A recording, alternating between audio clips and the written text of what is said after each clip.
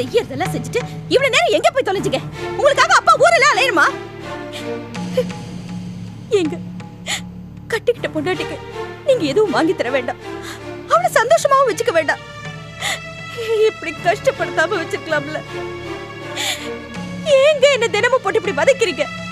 உங்களை கட்டிக்கிட்ட பாவத்துக்காக ஊர்ல இருக்கிற கடன்காரங்கிட்ட எல்லாம் பேச்சு வாங்கியாச்சு. அவ என்ன ஏலம் போடுற அளவுக்கு பேசிட்டா. மாமா, அக்கா கேக்குறாங்களே, ஏன் இப்படி பேசாம இருக்கீங்க? அக்கா அழுது உங்களுக்கு சங்கடமா இல்லையா? ஏங்க என்ன இப்படி சோதிக்கிறீங்க?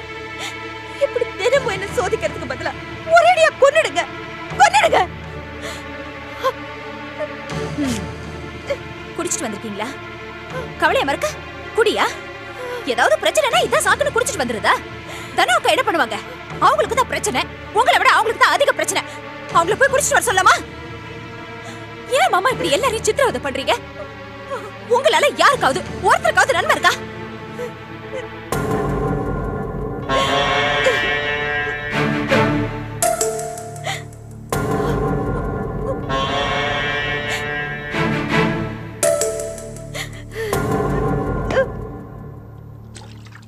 அப்பா, போஸ் மாமா வந்துட்டாரு. நீலாக்காவும் தனாக்காவும் போட்டு திட்டிட்டு இருக்காங்க.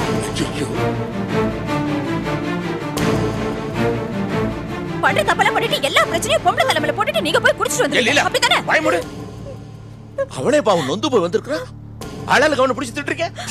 இப்பதான் அவனுக்கு தைரியம் சொல்லி அமைதியாகணும். ஏன்பா போஸ், எங்கப்பா போய் தொலைச்ச? நாங்கெல்லாம் பயந்தே போயிட்டோம்ல. உனக்கு என்ன ஆயிடுச்சு? கவலைப்படாது, எந்த பிரச்சனையாலும் நான் இருக்கட்டா, சமாளிச்சுக்கலாம். இப்படி நாள் பூரா சோறு தண்ணி எல்லாமே அலைஞ்சிருக்கிறியா? வாடா சாப்பிட, வாடா வா.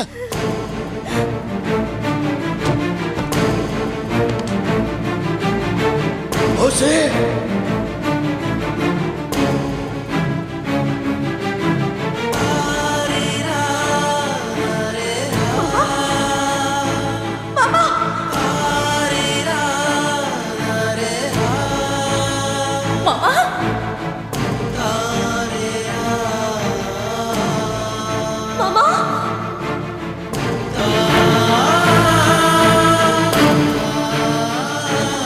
அழாதம்மா, ஒன்னும் ஆகாது, பேசாம இரு. அப்பா, அவர் ஏன் அப்படி படுத்து கிடக்குறாரு?